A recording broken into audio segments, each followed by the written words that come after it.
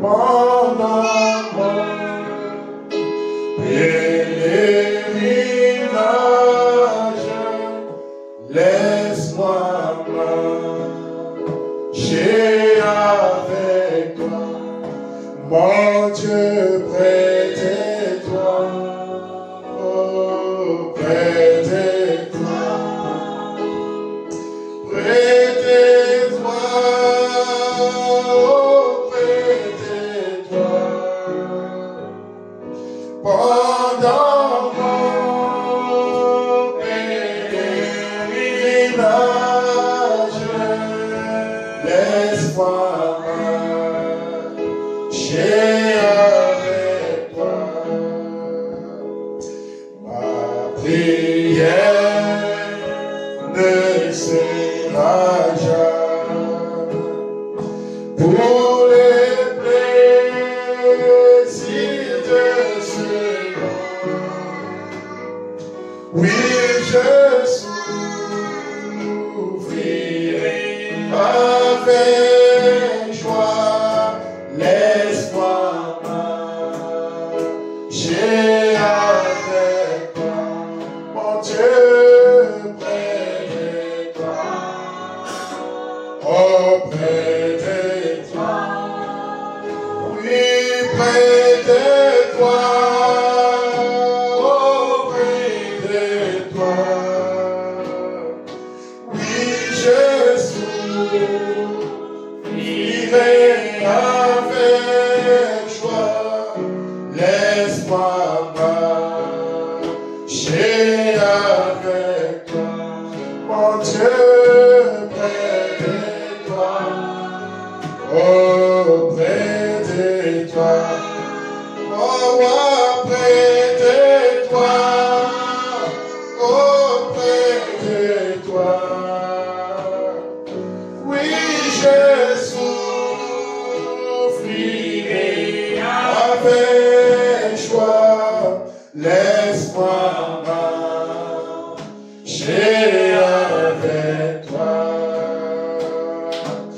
Et pendant la vallée d'ombre et sur les vagues de la vie, puis-je dans la vie éternelle entrer avec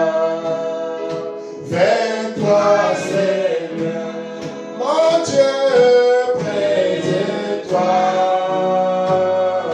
près de toi, mon roi, près de toi, oh, près de toi, puis-je dans la vie éternelle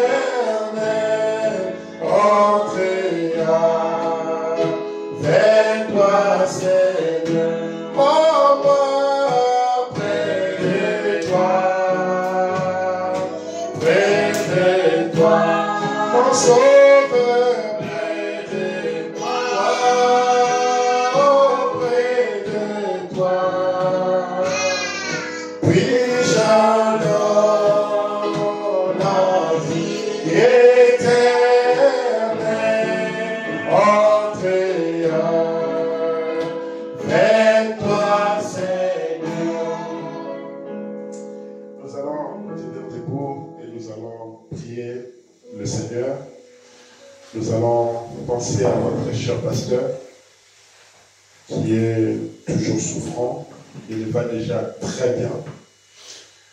Nous étions avec lui hier. Je l'ai visité aussi le vendredi. Mais nous devons continuer à prier pour lui. Nous allons penser aussi à Maman Clémentine qui a la grippe, qui est terrassée par ces demandes de la grippe.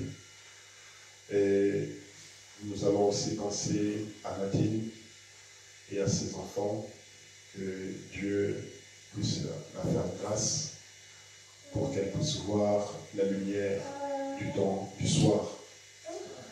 Nous allons chanter ces derniers couplets, après nous allons prier.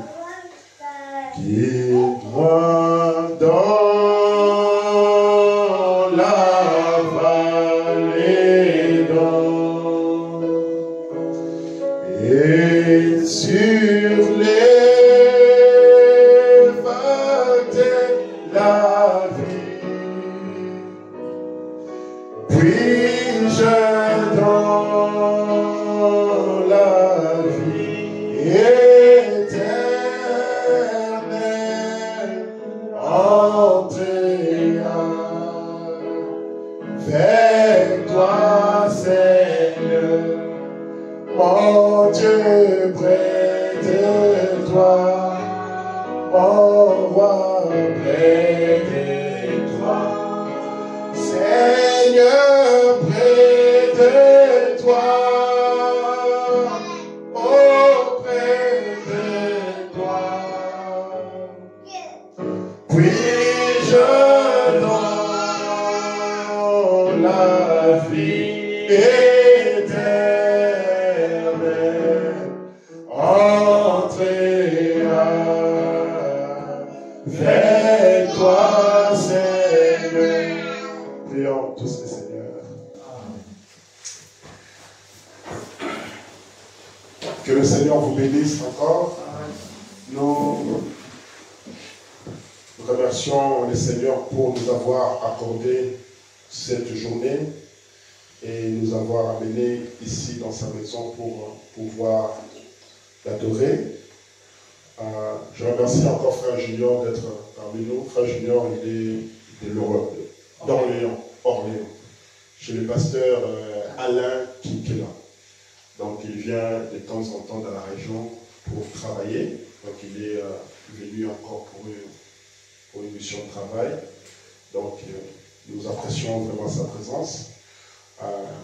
Nous allons chanter un cantique avant de rentrer dans la parole. Chana, si tu peux nous donner un accord.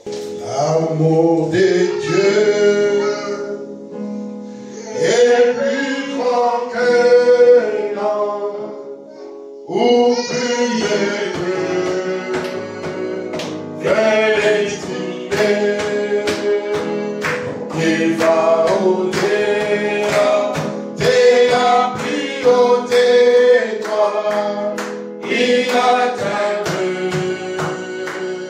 les bas enfers. Le coupable s'entend son pas. Dieu donna son Fils sauveur.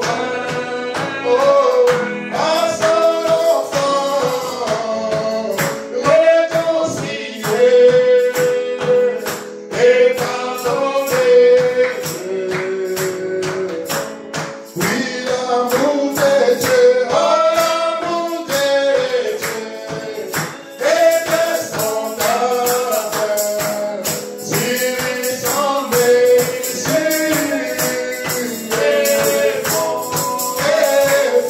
il a duré dans l'éternité. Le chant des saints. Oh l'amour de Dieu, oh l'amour de Dieu est descendable, s'il s'en met sur les fonds. Oh, il a duré dans l'éternité. Le chant des saints est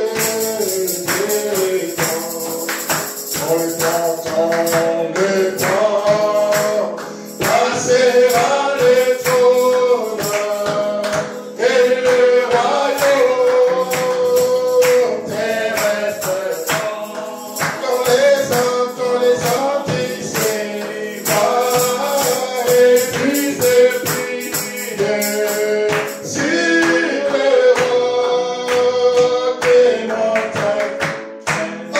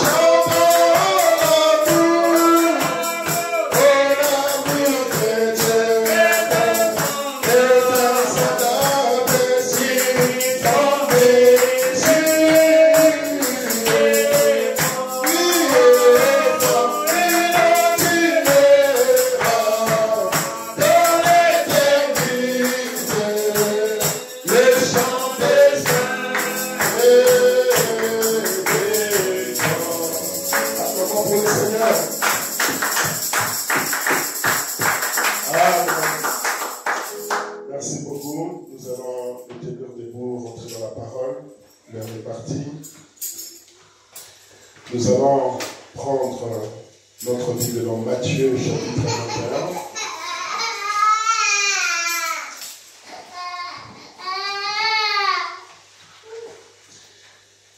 Je ne serai pas long aujourd'hui.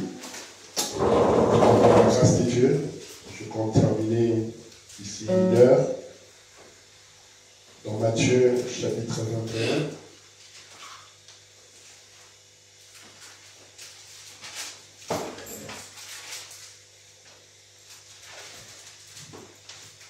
Nous allons lire du 1er jusqu'au verset 3. Lorsqu'ils s'approchèrent de Jérusalem et qu'ils furent arrivés à Bethphagée, vers la montagne des Oliviers, Jésus envoya 2 disciples en leur disant: allez au village qui est devant vous. Vous trouverez aussitôt une ânesse attachée et un ânon avec elle. Détachez-les et amenez-les moi. Si quelqu'un vous dit quelque chose, vous répondrez: le Seigneur en a besoin. Nous allons lire aussi dans Apocalypse, le chapitre 1er. Verset 19. Commençons au verset 17. Apocalypse 1, verset 17. Quand je le vis, je tombais à ses pieds comme mort. Il posa sur moi sa main droite en disant: ne crains point. Je suis le premier et le dernier et le vivant. J'étais mort. Et voici, je suis vivant au siècle des siècles. Je tiens les clés de la mort et du séjour des morts. Écris donc ce que tu as vu, ce qui est et ce qui doit arriver ensuite. Le mystère de cette étoile que tu as vue dans ma main droite et de cette chandelier d'or. Les 7 étoiles sont les anges des 7 églises. Et les 7 chandeliers sont les 7 églises. Prions le Seigneur. Éternel Dieu, notre Père,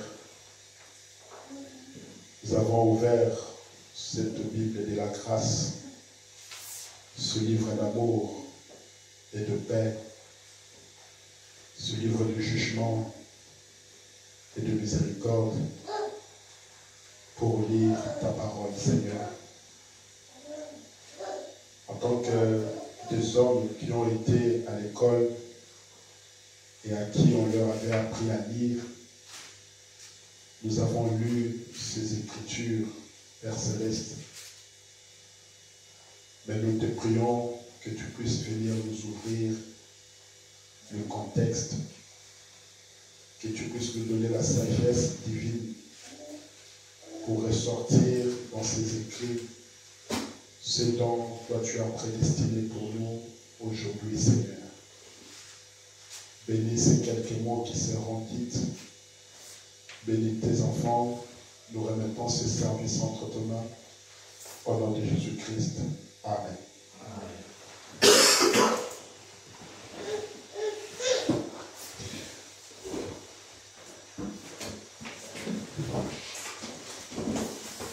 Je voulais qu'on puisse partager un message ce matin que j'ai intitulé « Déliez-le, car son maître en a besoin ». Nous avons lu ici dans Matthieu chapitre 21, Jésus-Christ qui a dit à ses disciples, c'était juste avant son entrée à Jérusalem pour la Pâque, la fête de Pâques. Il va dire à ses disciples, allez dans cette ville et aussitôt vous allez voir une ânesse qui est attachée et un anneau avec elle. Détachez-le et amenez-le moi. Si quelqu'un vous dit quelque chose, si une personne essaie de s'opposer à vous, si quelqu'un veut vous empêcher d'ouvrir, de délier, de délivrer cette ânesse, alors dites à cette personne-là que son maître en a besoin. Amen. Amen. Dites à ces démons qui te lisent ce matin que mon maître a besoin de moi. Amen. Si quelqu'un vous dit quelque chose, vous répondrez, le Seigneur en a besoin. Et à l'instant, il laissera aller. Jésus-Christ, vous allez vous souvenir, il avait dit à ses disciples, allez partout dans le monde et prêchez la bonne nouvelle, chassez les démons, délivrez les captifs. Amen. C'est ce que fait la parole de Dieu. Quand la parole de Dieu est proclamée, cela apporte la délivrance. Cela apporte la liberté. Cela vous délie de tout ce qui est du lien du diable. Alors le prophète, une fois, j'étais en train de penser à cette histoire. Le prophète, une fois, il était parti dans la montagne. Et il va voir quelque part qu'il y avait dans un enclos, on avait enfermé un aigle. Et le prophète nous dit que c'était la scène la plus pathétique, la scène la plus horrible qu'il n'avait jamais vue. Amen. Et qu'il n'aimait pas voir. C'est de voir un être qui a été fait pour vivre dans les auteurs, mais cet être-là est enfermé dans quelque chose. Et il ne peut pas monter très haut, vivre dans les auteurs, vivre là où Dieu l'a prédestiné à vivre, à cause d'un monsieur qui l'a enfermé dans un monde. Amen. Et le prophète nous dit que si j'avais la possibilité, je donnerais tout ce qu'il faut pour libérer cet être-là. Pour libérer cet aigle-là. Parce que sa place n'était pas là. Il n'a pas été créé pour rester dans un enclos. Et le prophète nous dit que il était là, ce grand aigle avec ses ailes. Il essayait de s'en sortir de cet enclos. Mais il n'y arrivait pas. Il essayait de déployer ses ailes. Mais il n'y arrivait pas. Alors il s'est cogné à gauche, il s'est cogné à droite. Et il avait des ailes qui commençaient à se détacher. Quelle scène horrible. Et le Seigneur nous dit ici, allez au village qui est devant vous. vous trouverez aussi une ânesse attachée et un anneau avec elle. Détachez-le. Amen. Libérez-le. Parce que son maître en a besoin. Et si quelqu'un vous dit quelque chose, vous répondrez, le Seigneur en a besoin. Et à l'instant, il le laissera aller. Et mes frères et sœurs, si ce matin il y a un démon qui lit, s'il y a une maladie qui lit, s'il y a un esprit qui lit, je proclame, je déclare au nom de Jésus-Christ, soyez déliés. Amen. Amen. Le diable ne peut pas nous maintenir liés. Jamais. À cause de la parole de Dieu, Satan doit nous lâcher. Satan doit nous libérer. Parce que nous sommes les enfants de Dieu. Et Dieu ne nous a pas envoyés sur cette terre pour que nous soyons liés par le chaîne de l'ennemi. Alors, regardez mes frères, dans Apocalypse chapitre 1, là où nous avons lu, au verset 18, je suis le premier et le dernier, et le vivant. J'étais mort, et voici je suis vivant au siècle des siècles. La Pâque. Quand Christ est allé à la tombe, le diable, il croyait que cet homme ici, il est comme tous les autres hommes que j'ai eus. Il pensait que Jésus-Christ était comme David. Il pensait que Jésus-Christ était comme Abraham. Parce que le prophète nous dit que tous ces grands hommes de l'Ancien Testament, quand ils mouraient, ils restaient dans la tombe. Ils restaient dans la tombe, le diable le maintenait dans la tombe. Mais le diable croyait que c'est lui-ci aussi, il est comme les autres. Vous allez vous souvenir de Samson? Samson, c'était un bouton. Un homme normal. Le prophète nous dit qu'il n'était pas comme les gens les décrivent aujourd'hui avec des biceps. C'était un homme simple. Mais quand l'onction de Dieu descendait sur Samson, il pouvait prendre même une crâne et tuer 1000 Philistins. Amen. Amen. Il pouvait aller transporter un portail et frapper des Philistins. Et même quand le diable l'a lié, quand le diable l'a percé les yeux, quand le diable a coupé ses cheveux, Samson il a pleuré. Samson il a regretté. Mais il a dit, à un moment donné, il a dit au jeune homme qui le conduisait, il dit, amène-moi là où il y a les deux poteaux qui tiennent le bâtiment. Alors le jeune homme va l'amener aux deux poteaux.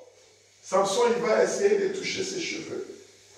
Il va se rendre compte que les cheveux ont commencé à pousser. Amen. Et il va dire, encore une fois Seigneur, délivre-moi de cette heure, que je meure avec tous ces Philistins, que je les détruise une fois pour toutes, parce que j'ai été envoyé pour détruire l'ennemi. Et regardez que l'ennemi m'a pris, m'a lié, mais j'ai resté encore l'onction sur moi. Alors je vais mourir une fois pour toutes avec ses ennemis. Et Samson, il a tiré de toute sa force avec l'esprit de Dieu sur lui, avec l'onction de Dieu sur lui. Le bâtiment s'est écoulé et les Philistins sont morts. Amen. Amen. La Bible nous dit, je suis le premier et le dernier, le vivant. J'étais mort. Voici, je suis vivant au siècle des siècles. Je tiens les clés de la mort et du séjour de mort. Écris donc ce que tu as vu. Amen. Écris ce que tu as vu. Ce qui est. Ce qui doit en arriver ensuite. Amen. Amen. Écris ce qui doit arriver ensuite. Qu'est-ce qui doit arriver ensuite? Le mystère de cette étoile que tu as vu dans ma main droite. Le prophète nous dit que la main droite de Dieu, ce n'est pas une main comme ça, mais c'est la puissance de Dieu. Parce que Dieu est un esprit. Il n'est pas un homme comme ça. Il n'a pas de bras comme nous. Dieu est esprit. Sa main droite, c'est sa puissance. Amen. Amen. Maintenant, il dit, et des 7 chandeliers d'or, les 7 étoiles sont les anges des 7 églises. Et ici, ce personnage, c'est le Seigneur Jésus-Christ. Or, le Seigneur Jésus-Christ, il est Dieu. Il est homme. Amen. Et les 7 étoiles qui sont dans sa main droite, c'est sa puissance. Amen. Les 7 étoiles sont les anges des 7 âges, les 7 églises. Et les 7 chandeliers sont les 7 églises. Donc, dans la puissance de Jésus-Christ, il tenait les 7 anges. Amen. Amen. Amen. Et vous connaissez avec moi, mes frères et sœurs, que le 7 anges dont on parle ici, le 7e ange, c'est William Branham. Amen. William Branham, il vient avec la puissance de Jésus-Christ. Amen. Pour délivrer les gens en ces temps de la fin. Amen. Le message de William Branham, c'est ça qui nous donne la délivrance en ces temps de la fin. Amen. Déliez-le. Si quelqu'un vous pose la question, dites-lui que son maître en a besoin. Le prophète est venu en ces temps de la fin avec le message du Seigneur Jésus-Christ pour nous délivrer de tous les pièges de l'ennemi, pour nous délivrer de tous les systèmes de l'ennemi, parce que ton maître a besoin de toi. Amen. Amen. Le Seigneur a besoin de nous. Amen. Et remarquez, dans Matthieu 21, nous avons lu les disciples qui sont allés chercher l'ânesse. Les disciples qui ont délié l'ânesse. Les disciples qui ont pris l'anneau. Ils l'ont amené à Jésus-Christ. Et c'est à partir de cette ânesse-là que Christ va monter pour rentrer dans la ville. Amen. Quand vous êtes déliés, vous êtes délivrés, vous allez porter Christ.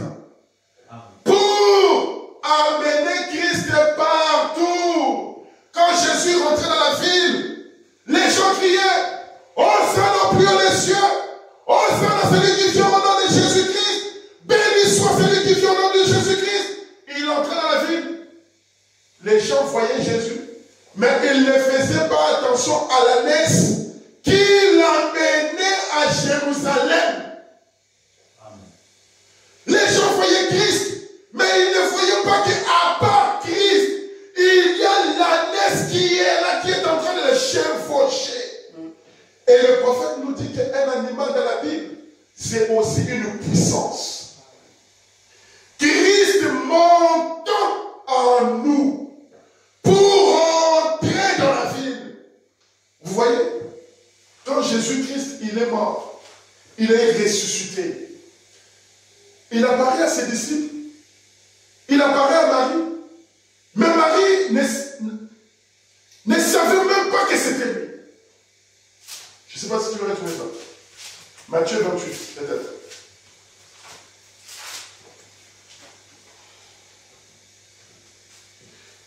Marie était là. Elle arrive dès lors dans les sépulcres. Arrivée dans les sépulcres, elle va voir 2 anges. Et Marie va dire, mais si c'est vous qui avez pris mon Seigneur, dites-moi là où vous l'avez mis. Et moi j'irai les chercher. À un moment donné, Marie va entendre quelqu'un lui dire, Je vais retrouver ça.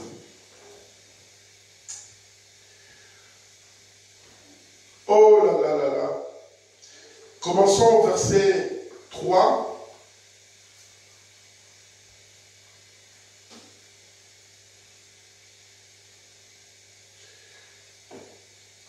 Son aspect était comme l'éclair, et son vêtement blanc comme la neige. Les gardes tremblèrent de peur et devinrent comme morts.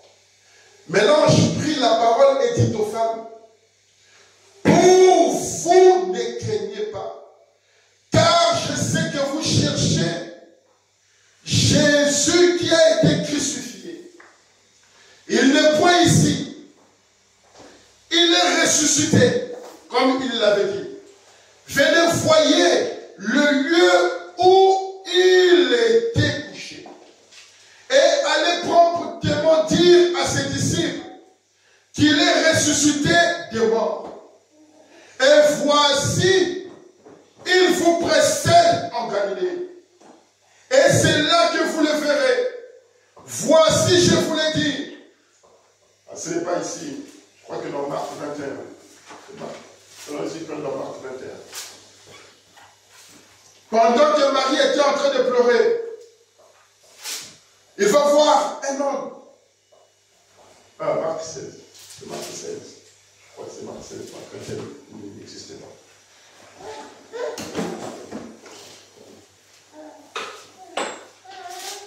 Marie était en train de pleurer.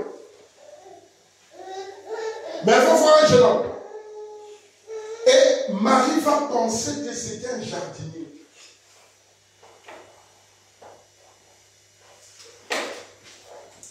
Ah.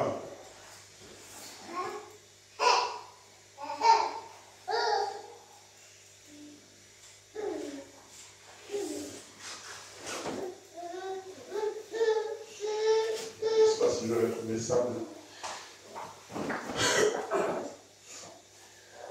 Lisons Marc 16. Le premier jour de la semaine, elle s'est rendue au sépulcre de grand matin, comme le soleil venait de s'élever. Elle disait entre elles, qui nous roulera la pierre, loin de l'entrée du sépulcre.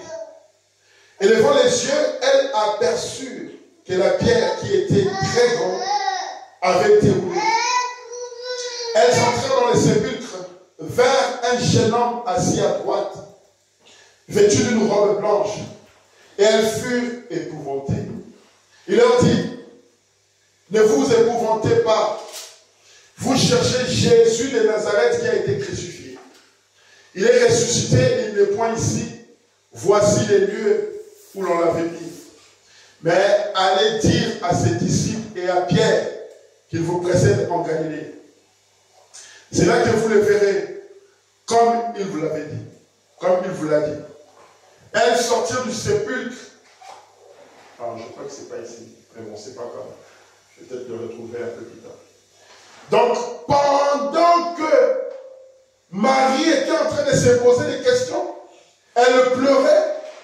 Alors l'ange va lui dire, Jésus-Christ, il va l'appeler Marie. C'est en ce moment-là que Marie va tourner pour dire Rabouni.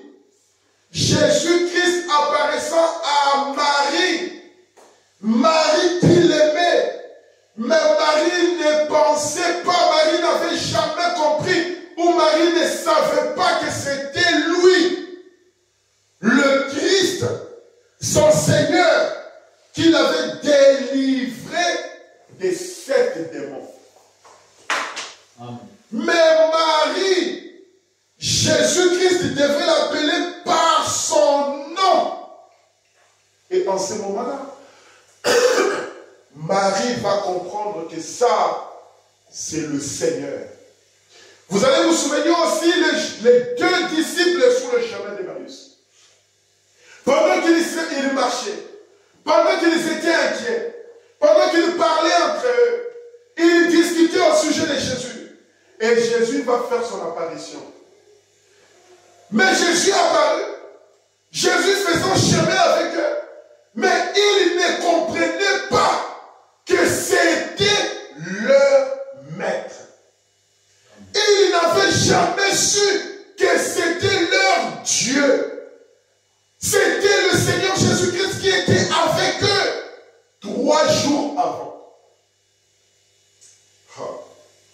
Le prophète nous dit que Jésus avait changé de forme.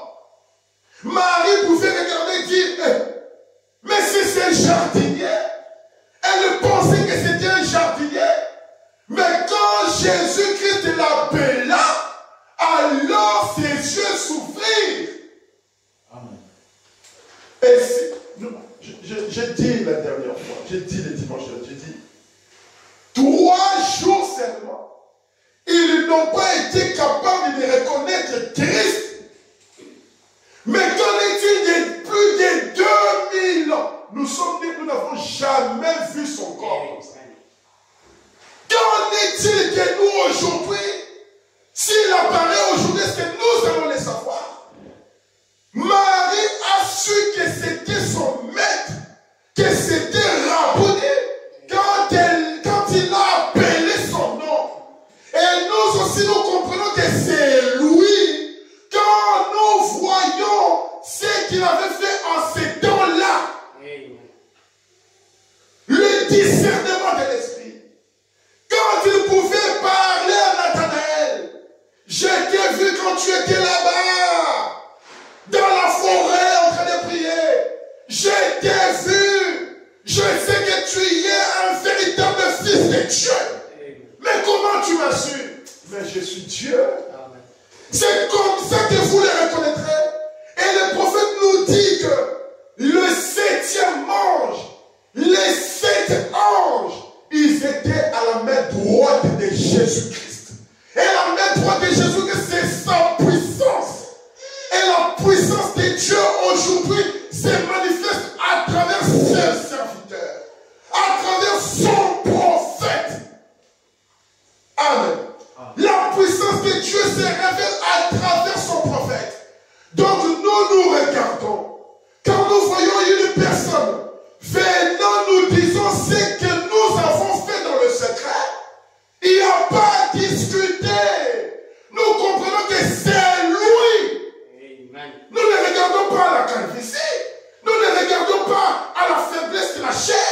Nous comprenons que c'est lui. Et nous courons. Et nous suivons. Parce que lui, il a été envoyé avec un message. Déliez-le. Et amenez-le-moi ici. Pour que je puisse chevaucher dessus. Amen. Amen. Le prophète nous dit, ici dans ce message,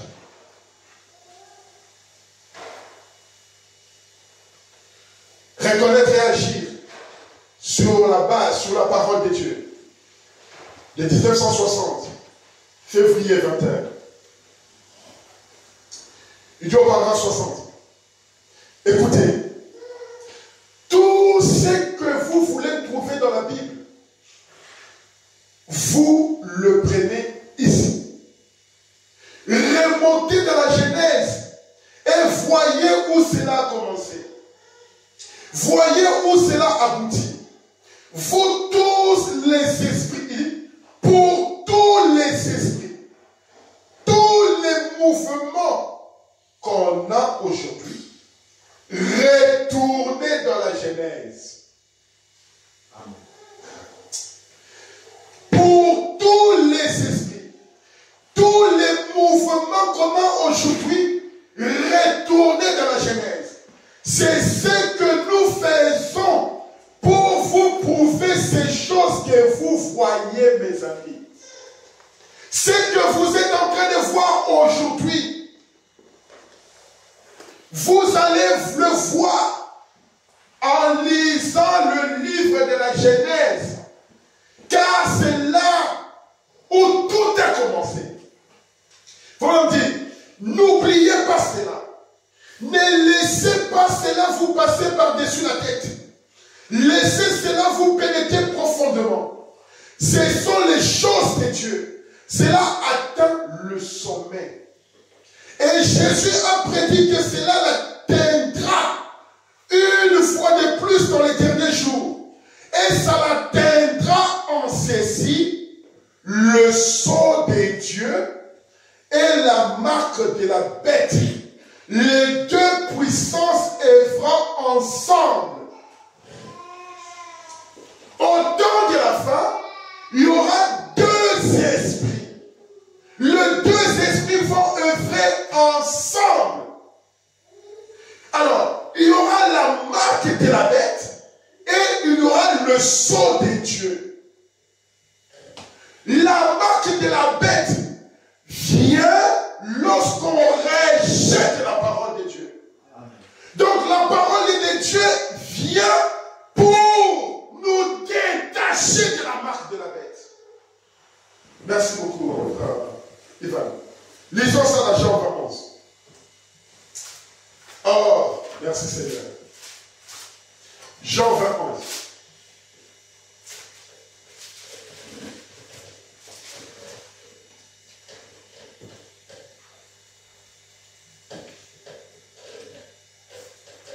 Cependant, Marie se tenait dehors, près du sépulcre, et pleurait. Comme elle pleurait, elle se baissa pour regarder dans le sépulcre. Oh là là là là. Marie, elle pleurait, vous montrant l'amour que cette femme avait pour le Seigneur Jésus. Elle pleurait. Et elle s'abaissa pour regarder dans le sépulcre.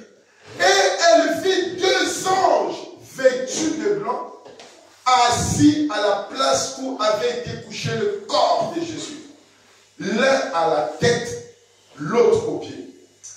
Il lui dit, femme, pourquoi pleures-tu? Elle leur répondit, parce qu'ils ont enlevé mon Seigneur. Amen. Et je ne sais où ils l'ont mis. Ils ont enlevé mon Seigneur. Et je ne sais où ils l'ont mis. L'amour que cette femme avait pour Jésus-Christ.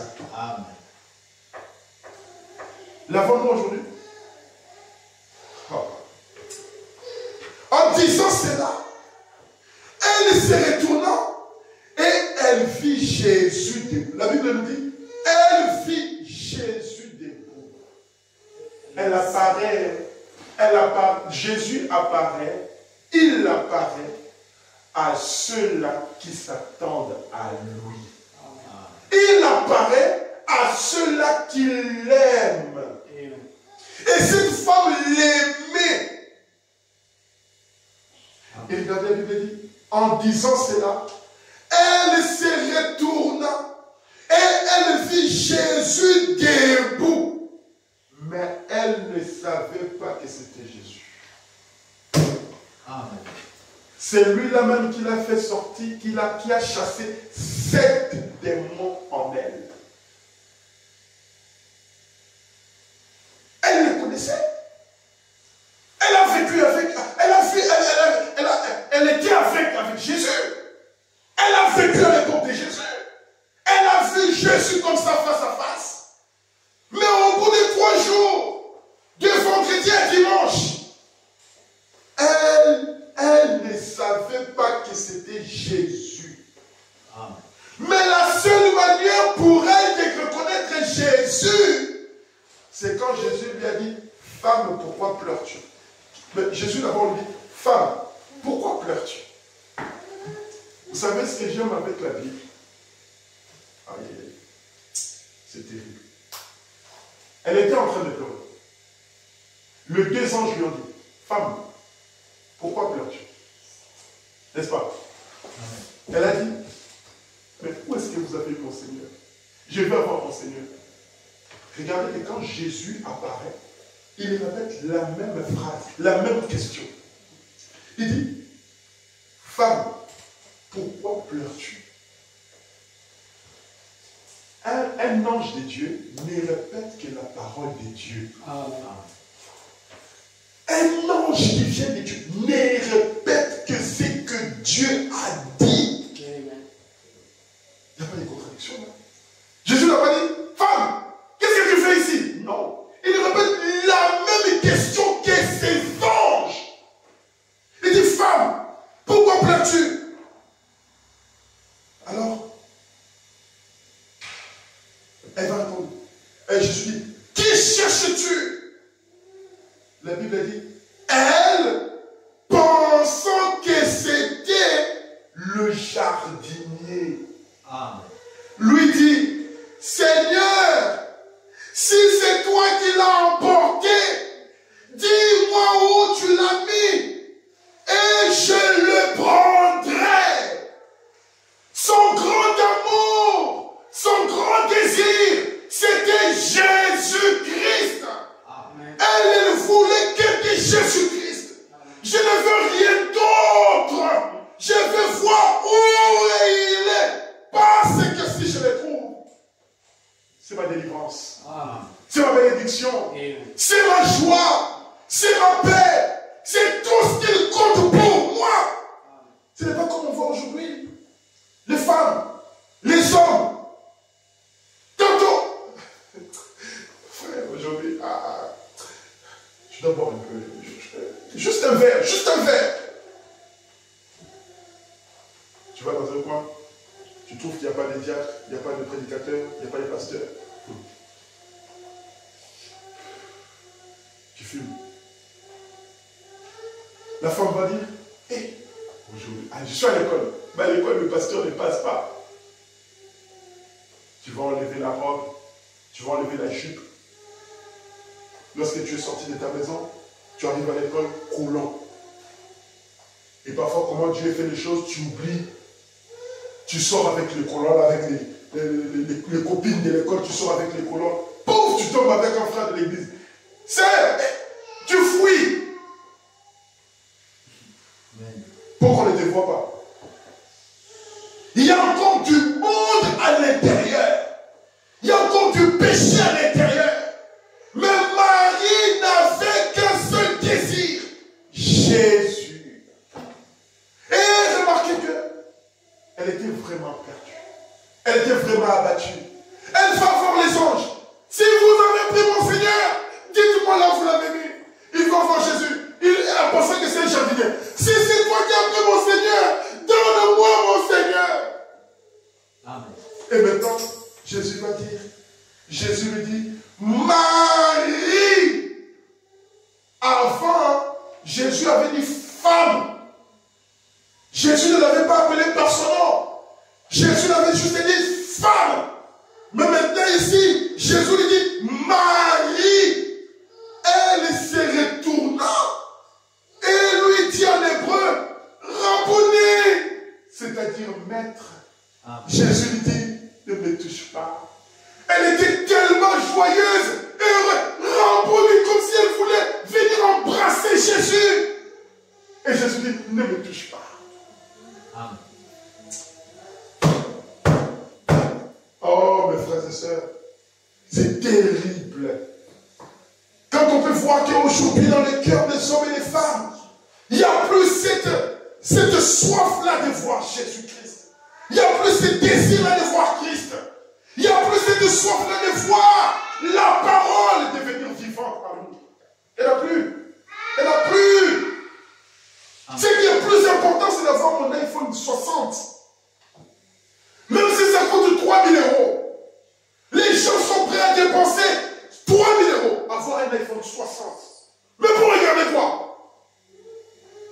Les mêmes choses que vous regardez. Regardez aujourd'hui dans les maisons.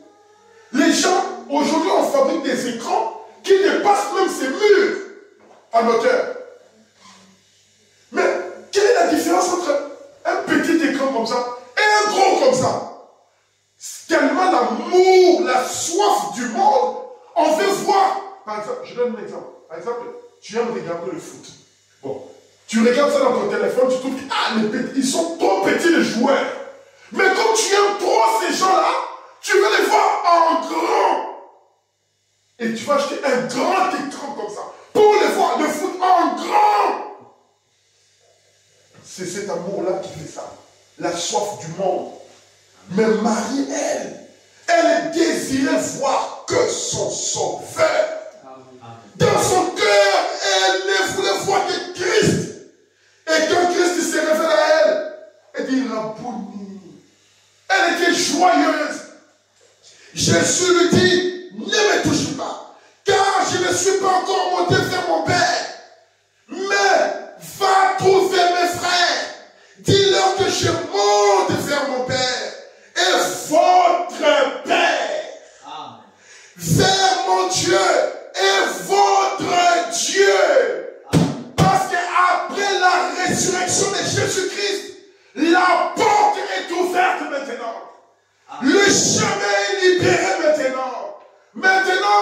je peux venir entrer dans l'alliance et suivre Jésus-Christ. Avant, tous les saints qui mouraient, ils restaient dans la tombe. Tous ceux qui mouraient, ils restaient dans la tombe. Peut-être les autres disaient, mais David aussi, il était un grand homme. Mais pourquoi quand il est mort, il est resté dans la tombe? Hein? Oh, Dieu nous dit que le Fils, il viendra. Mais pourquoi il est resté dans la tombe? Mais Jésus dit, vers votre Dieu et votre Père. L'alliance, la relation entre l'homme et Dieu s'est ouverte. Marie de Magdala alla annoncer aux disciples qu'elle avait vu le Seigneur et qu'il lui avait dit ces choses. Mais malheureusement, frères et sœurs, Marie de Magdala qui a couru pour annoncer la bonne nouvelle. Oh, mes frères et sœurs, j'ai réellement vu Jésus. Est-ce qu'ils l'ont cru? Non. Ils n'ont pas cru. Et Apocalypse nous dit,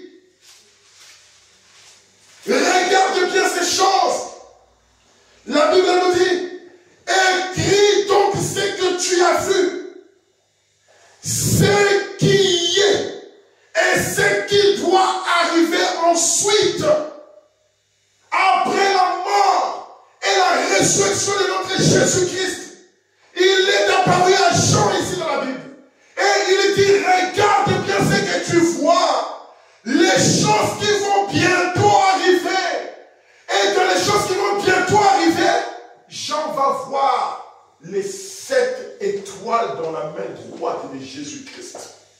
Les 7 étoiles dans la main droite. La main droite, c'est la puissance de Jésus-Christ. Les 7 étoiles, ce sont les 7 anges de l'Église.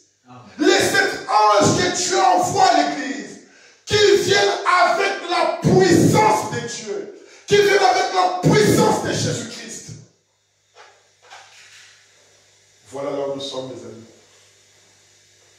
Si en ce temps-là, il a délié, les disciples de Jésus-Christ ont délié la messe. Si en ce temps-là, Jésus-Christ a délivré les captifs, le message du 7e ange vient délier nos vies du péché. Or, maintenant, regardez. Frère nous dit, si vous voulez voir ces choses remonter dans la Genèse, donc quand on parle de délier, ça veut dire que quelqu'un était lié, quelqu'un était attaché, quelqu'un était emprisonné. Mais en quoi nous étions emprisonnés? Le prophète nous dit, remontons dans la Genèse pour voir l'emprisonnement. Alors, laissez cela vous pénétrer profondément. Ce sont les choses de Dieu. Cela atteint le sommet. Il va dire qu'atteint le sommet, il va y avoir 2 esprits. La marque de Christ et la marque de la bête. 2 puissances vont ensemble. Maintenant, mes frères et sœurs, vous savez que dans Genèse, Dieu a créé l'homme. Après avoir tout créé, il leur a dit, vous pouvez manger tous les arbres qui sont dans les jardins, mais ne touchez pas à l'arbre qui est de la connaissance du bien et du mal. N'est-ce pas vrai? Amen. Maintenant, c'est quand l'homme a mangé ce que Dieu avait interdit, que le péché est entré, que le mal est entré, que nous sommes devenus des prisonniers du diable. Mais comment le diable a-t-il procédé pour arriver à ce but-là? La connaissance. La Bible dit l'arbre de la connaissance du bien et du mal. Maintenant, remarquez. Voilà nous dit. Dans cet arbre de la connaissance du bien et du mal là, c'est ça qui a produit Caïn. Et Caïn, comme on nous dit, dans la lignée de Caïn, c'était des hommes intellectuels. N'est-ce pas vrai? C'était des hommes intelligents. C'était des hommes qui avaient le savoir, l'intelligence, la créativité. Et le prophète va nous dire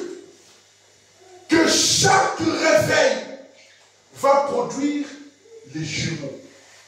C'est-à-dire, quand l'un apparaît, l'autre apparaît aussi automatiquement. Dans les jardins d'Éden, il y a eu deux arbres. L'arbre de la vie et l'arbre de la connaissance du bien et du mal. Quand Ève est tombée, il y a eu deux sémences qui sont venues dans le monde. Caïn et Abel, des jumeaux. Le mal et le bien. On dit, dans ce même message au paragraphe 31, chaque fois qu'il y a un réveil, il produit toujours des jumeaux. Remarquez, il dit remarque dure, donc cette remarque est très dure, mais c'est vrai. Lorsqu'il y a eu une naissance chez Isaac et Rebecca, c'était des jumeaux, Ésaü et Jacob. Lorsque le monde fut créé, il y a eu des jumeaux, deux arbres. Et lorsque Caïn et Abel étaient nés, il y en a eu deux. Lorsque Ismaël et Isaac naquirent, il y en a eu deux. Et lorsque Ésaü et Jacob naquirent, il y en a eu deux. L'un d'eux naturel, l'un d'eux était de la terre, et l'autre un homme surnaturel. L'un était naturel, l'autre surnaturel. Et l'un considérait les choses naturelles, intellectuelles, l'autre marchait par l'esprit. Ça a toujours été ainsi. Amen. Amen. Ça a toujours été ainsi. L'un venant du ciel, l'un spirituel, l'autre charnel, l'autre intellectuel, l'autre ne voyant pas le côté spirituel des choses. C'est pour cela, au moment de présenter l'offrande, Caïn et Abel, au même moment, il vient présenter l'offrande. Mais Caïn, il va apporter tout un tas de fruits, de mélange de pommes, de machins, tout un tas de fleurs, de choses comme cela. Et Dieu dit, il regarde et dit, mais l'intelligence que cet homme a eu de mettre des fleurs, des machins, pour être beau, c'est quoi ça? C'est Dieu tout ça. Mais Abel, lui va prendre son agneau. Et il va l'égorger. Le sang. Oh là. Et Dieu va voir le sang. Paul nous dit que vous savez ce que représentent ces sangs-là. Vous savez ce que représentent ces sangs-là. Dans les jardins d'Éden, il y a eu les sangs. Mais il a fallu qu'il y ait le sang pur de Jésus-Christ. Amen. Pour effacer ces sangs impurs qui étaient tombés dans le jardin d'Éden. Parce que le prophète nous dit que ce n'était pas la pomme qui avait été mangée, mais c'était l'acte sexuel qui avait été commis. Amen. Et quand Dieu a vu les sangs de l'agneau, Dieu a eu compassion. Dieu a agréé. Dieu a accepté ce que Abel avait offert. Mais le sacrifice d'Abel, sans révélation, il cherchait quelque chose à présenter de beau, d'agréable. Il cherchait quelque chose de magnifique à montrer. Et Dieu n'a pas agréé cela. Mais quand Dieu n'a pas agréé cela, qu'est-ce qui s'est passé? Il y a eu de la jalousie, de la haine, rancune contre le frère Abel. Vous voyez? Dans Caïn, comme il était la sémence du diable, il y avait déjà tous ces esprits-là en lui. Il était l'incarnation du mal. C'est pour cela, quand vous voyez un frère, une sœur, vous lui faites quelque chose de mal, ou peut-être même vous n'avez rien fait, vous allez dire, frère, pardonne-moi, j'ai maladie. Vraiment, je ne voulais pas faire cela. Frère, moi je ne te pardonne pas. Toi, mon ennemi juré, je ne veux pas te voir. Vous savez déjà de quel esprit cet homme-là est animé, n'est-ce pas? La haine, la jalousie, l'indifférence. Même Dieu lui-même est descendu et dit, mais Caïn, pourquoi tu t'énerves comme ça? Si tu fais le bien, certainement que tu vas bien agir. Mais au lieu de porter la jalousie contre ton frère, fais le bien. Mais ce qu'il avait fait, en lui, c'était le mal qui était là. Et il va aller tuer son frère à la haine. Jalousie, la haine, l'indifférence, pas de révélation, à la fin, meurtrier, pour tuer. C'est comme cela que le diable tue aujourd'hui les hommes et les femmes, les enfants de Dieu, à travers d'autres personnes. Jalousie. Mes frères, là, si tu savais ce qu'il m'avait fait. Quand vous critiquez votre frère, quand vous critiquez votre soeur, vous n'avez pas besoin de venir, de l'enfoncer un couteau comme ça derrière son dos. Mais juste de le parler, vous l'avez déjà tué. Détruire la réputation de quelqu'un, c'est l'assassiner. Amen. C'est le détruire. C'est pour ça que le prophète nous dit, parlons toujours en bien les uns les autres. Aimons-nous les uns les autres. Apprécions-nous les uns les autres. C'est ça la nature de Dieu. C'est ça l'esprit de Dieu. Quand Dieu a vu Caïn faire ça, il n'a pas dit Caïn, puisque tu as tué mon fils Abel, je vais te tuer. Tu vas voir, espèce de Satan. Elle dit, tu vas continuer ta vie tranquillement. Et en plus, je mettrai un sang sur toi. Personne ne te tuera. Va faire ta vie. Il est allé faire ça. Et le prophète nous dit qu'il y a toujours eu 2 jumeaux à chaque réveil. Considérons d'abord la Pentecôte. Et regardons la naissance à la Pentecôte. Cela a produit un grand et puissant réveil qui a balayé le monde connu. La Pentecôte. Peu après la Pentecôte, Paul a même dit qu'il se leverait parmi eux des hommes avec des doctrines perverses. Vous voyez ce qu'il dit les gens? La doctrine. Doctrine perverse. Et il détournerait les gens de Dieu. Et c'est exactement ce qu'il avait fait. Paul avait dit, même si un ange venait du ciel pour vous dire quelque chose de contraire à ce que moi, Paul, je vous ai dit, qu'il soit anathème. Regardons maintenant Matthieu 24. Jésus-Christ aussi en avait parlé. Matthieu 24, verset 24. Je contrôle l'heure. Nous allons pas aller très loin parce que je n'ai pas envie de vous garder très longtemps. Matthieu 24, verset 24.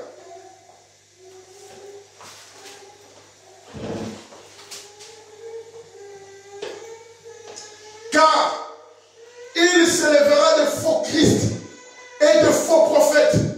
Ils feront de grands prodiges et des miracles au point de séduire, s'il était possible, même les élus. Amen. Amen. Des faux Christ et des faux prophètes. Verset 27. Voici, je vous l'ai annoncé d'avance. Amen. Je vous l'ai déjà dit à l'avance. Ces gens-là vont apparaître. 2 Pierre, chapitre 1. Je vous l'ai déjà dit à l'avance. Afin que quand ces gens-là vont apparaître, que vous ne puissiez pas dire que nous ne savions pas. Vous devriez le savoir, mes frères. Le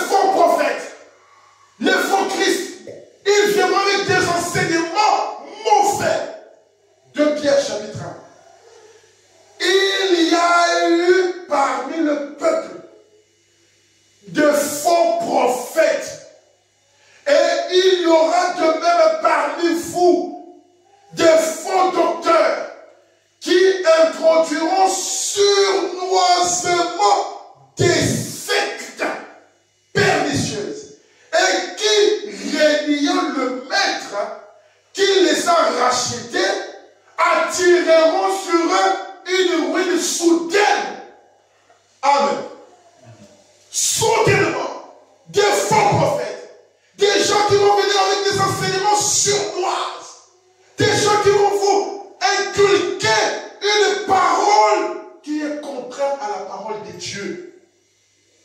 Je vous l'ai déjà dit. Mais en ces temps de la fin, notre Père nous a envoyé Malachie chapitre 4.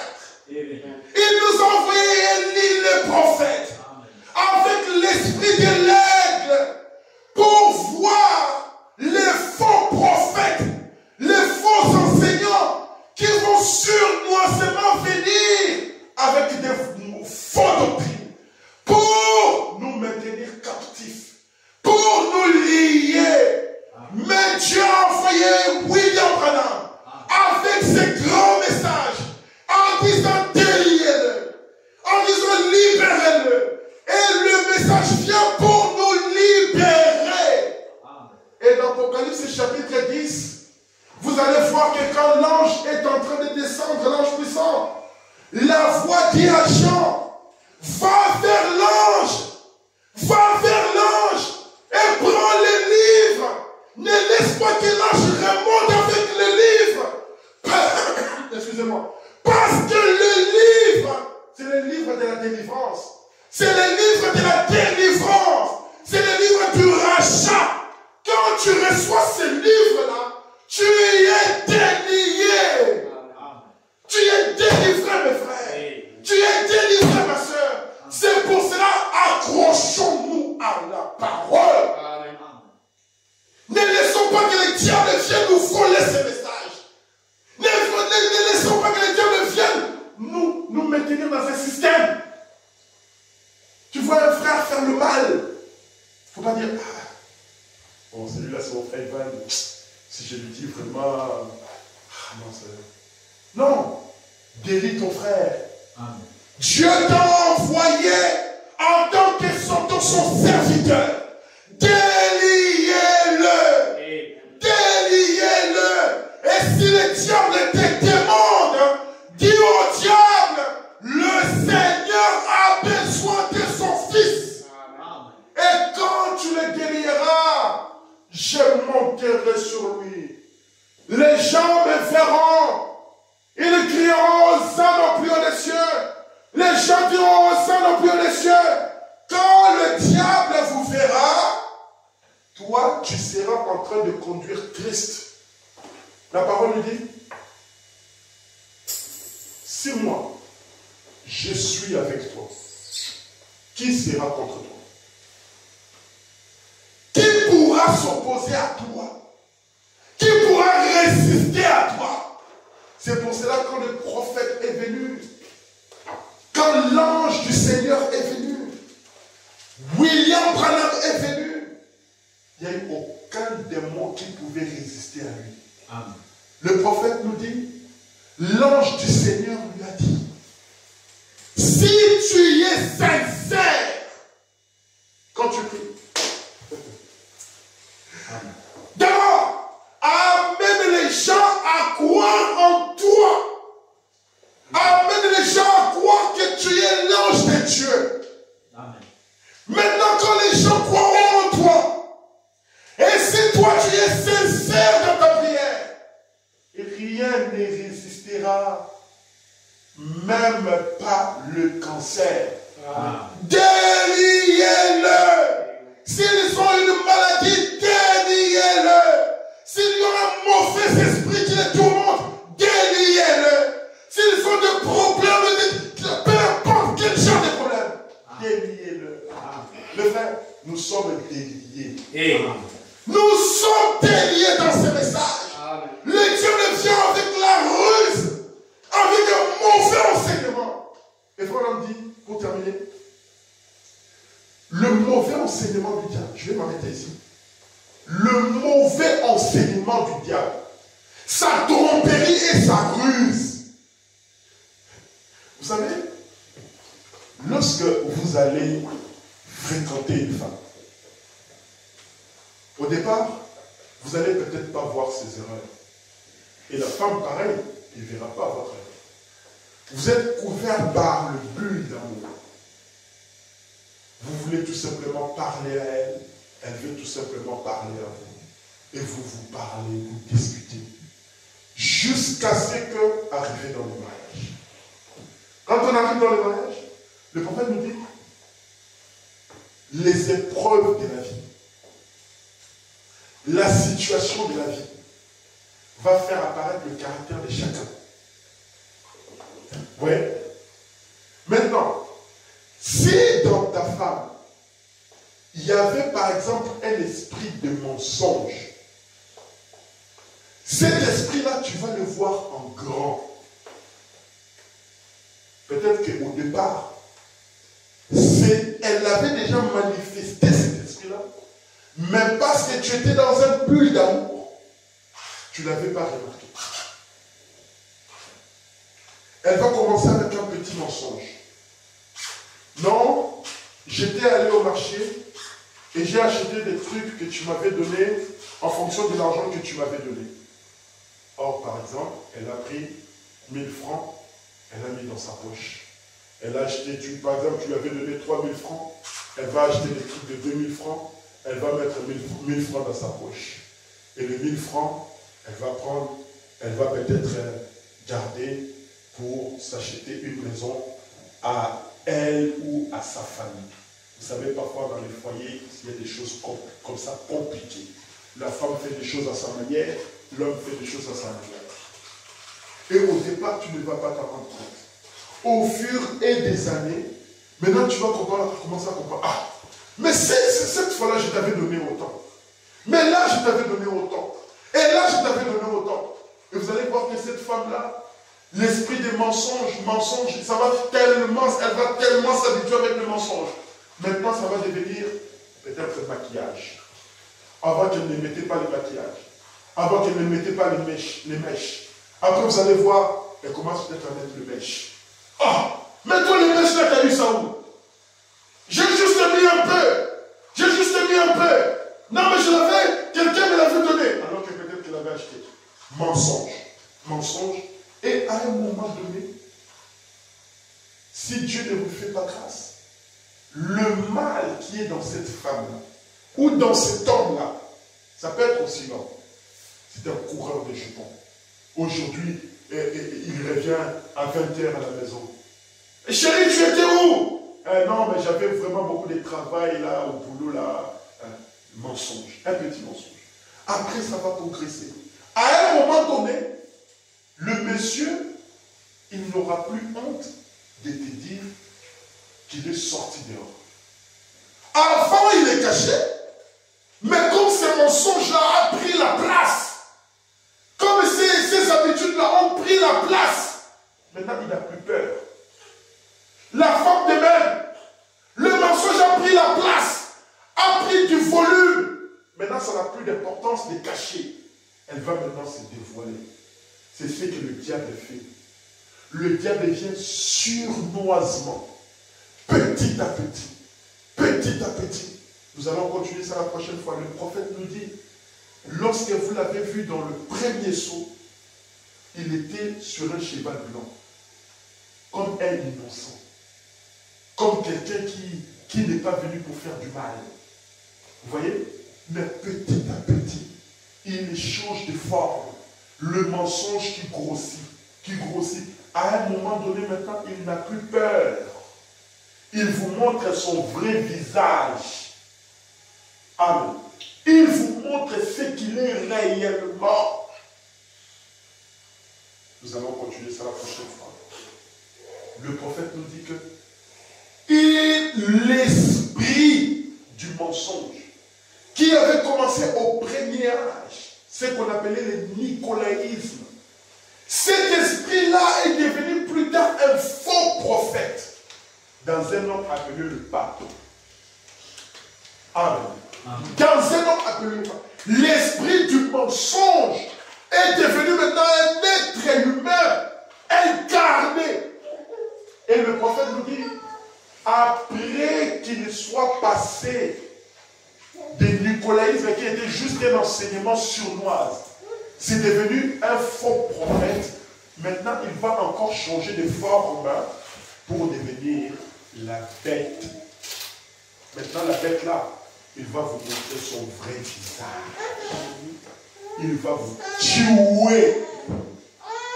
C'est pour ça, mes frères et sœurs,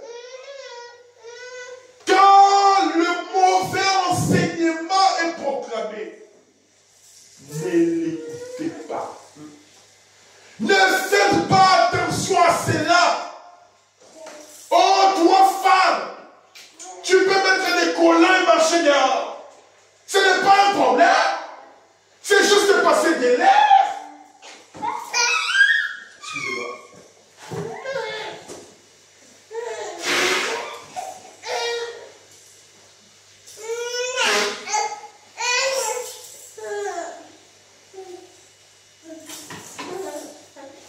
Fort enseignement. Un mauvais enseignement. Oh, toi, un garçon, ben, tu peux faire ce que tu veux. Si ton père te tape à la maison, tu appelles la police. Ici, on ne tape pas les enfants. Demain, vous allez les ramasser à la rue. Faux enseignement. La Bible nous dit, n'épargnez pas la correction à l'enfant. N'est-ce pas? Nous allons nous tenir debout. Déliez-le par la parole. La parole a la puissance pour nous délivrer. La parole a la puissance pour nous changer. Mais si nous voulons continuer à suivre un mauvais enseignement, c'est là que ça va grandir en nous. Ce mauvais enseignement va grandir en nous. C'est pour cela que vous voyez aujourd'hui, la femme n'a plus honte de faire ce qu'elle veut. L'homme n'a plus honte de faire ce qu'il veut. Et vous allez souvent entendre les gens dire, moi je ne juge personne, hein. Chacun fait ce qu'il veut. Moi je ne juge personne, chacun fait ce qu'il veut. Pourquoi? Le mensonge du diable. Mais Christ nous a envoyé son prophète. Christ nous a envoyé le 7e ange qui était dans sa main droite avec la puissance de Jésus-Christ pour nous délivrer. C'est la mère aigle qui voit le péché, le mal de loin et qui nous en avertit et qui nous dit, sortez du milieu d'elle. Sortons du milieu du péché. Aimons notre Seigneur Jésus-Christ de tout notre cœur, comme cette femme, Marie de Magdala. Où l'avez-vous mis, mon Seigneur?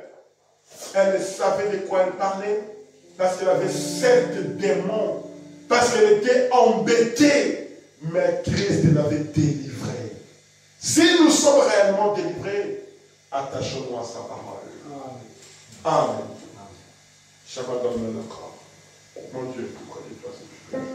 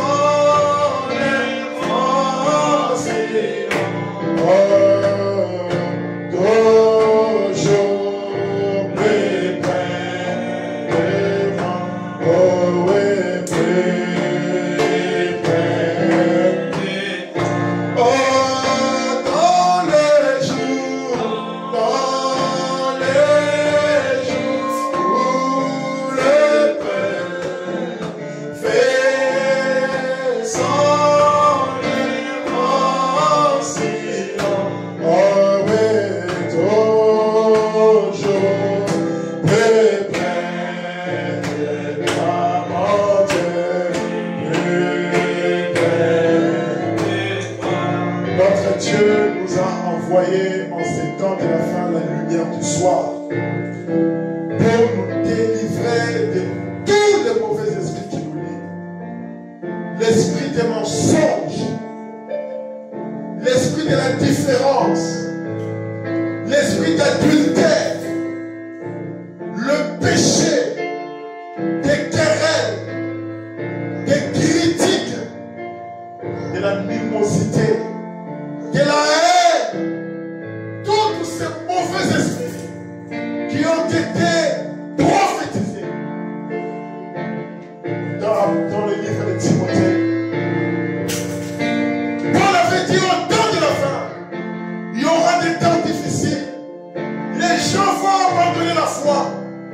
Les gens deviendront irréligieux, irrévérencieux, calomniateurs, amis d'argent et ennemis des gens de bien. Oh, mes frères et sœurs, nous sommes en ces temps-là. Les gens ne lisent plus la Bible. Les gens ne lisent plus la parole. Les gens sont scotchés au téléphone. Nous sommes tous pris dans ces pièges-là. Mais l'Éternel est notre roi. Les dieux d'Abraham, les dieux d'Isaac, les dieux de Jacob, nous a envoyé William Branham.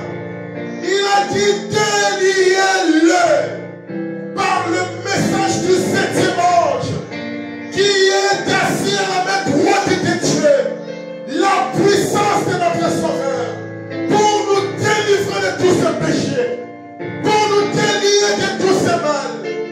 Oh, frères et sœurs, réclamons la nouvelle naissance, réclamons le baptême du Saint-Esprit, l'amour de Jésus-Christ dans notre vie, pour changer notre marche, pour l'aimer comme Marie l'aimait.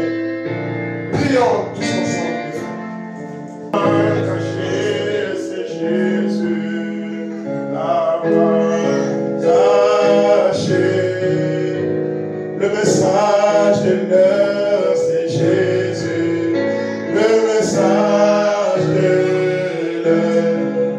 La parole parlée, c'est Jésus. La parole parlée. Le message de l'heure, c'est Jésus. Le message de chantons Alléluia, Alléluia, Alléluia.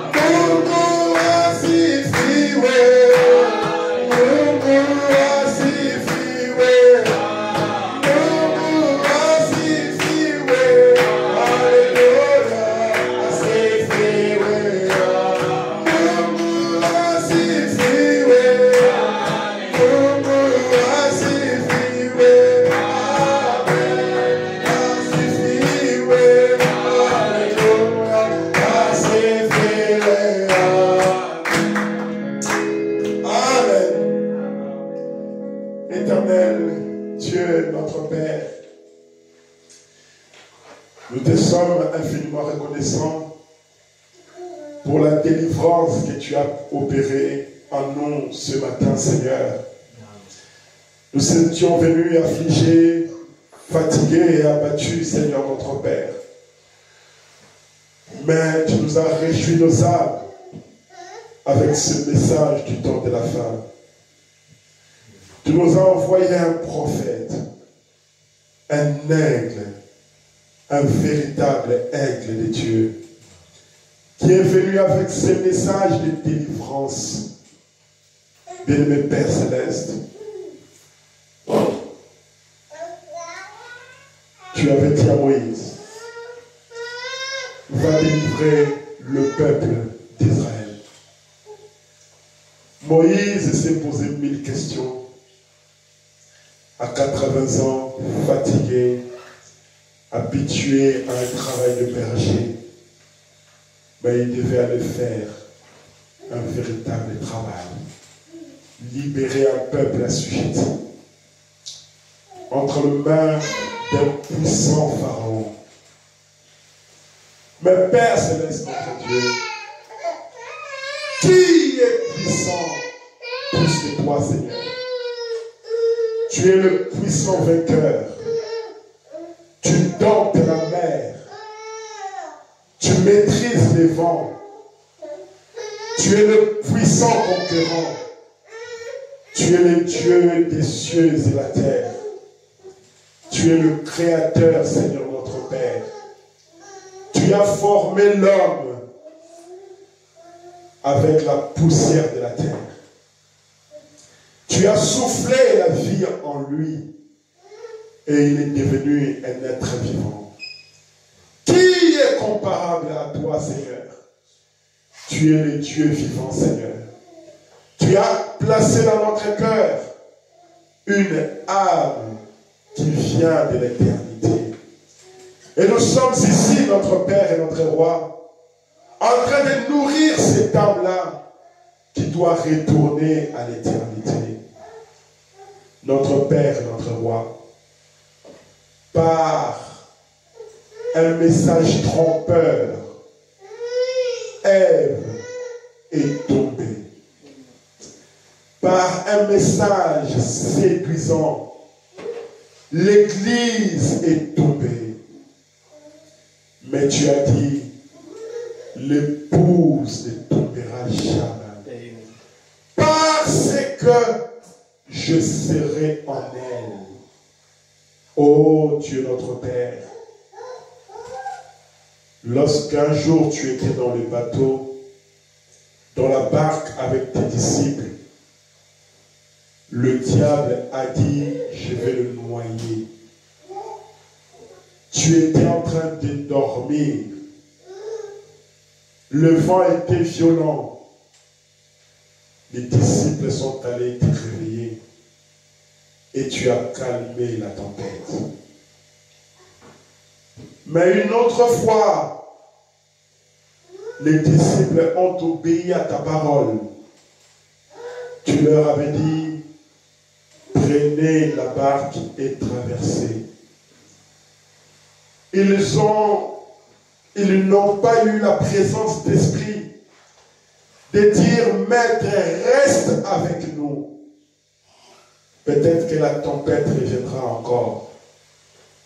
Ils se sont montés, ils ont monté la barque avec beaucoup d'enthousiasme, avec beaucoup de joie, parce qu'ils venaient d'écouter la parole. Leur cœur brûlait en dedans d'eux. Ils se réjouissaient de la parole. Ils sont partis sans Jésus. Et le diable s'est approché pour les noyer. Notre Père et notre Dieu, tes disciples se sont mis à crier. Ils se sont mis à crier. Ils ont crié. Tu ne les as pas laissés seuls. Tu es venu en marchant sur les eaux. Mais pendant que tu marchais sur les eaux, pour pour venir les délier, pour venir les délivrer. Les frères ont crié, c'est un fantôme. Oh, Père Céleste. Mais tu as dit, je ne suis pas un fantôme. Je viens pour vous délivrer.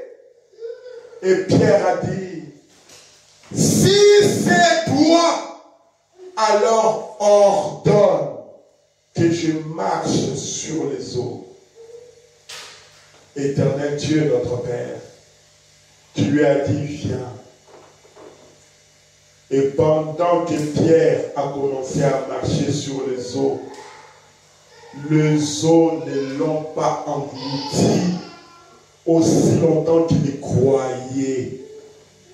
Mais à un moment donné, Pierre a commencé à douter de ta parole. Alors il a commencé à se noyer. Il cria encore à toi, oh maître, délivre-moi. Et tu l'as secouru, Seigneur notre roi.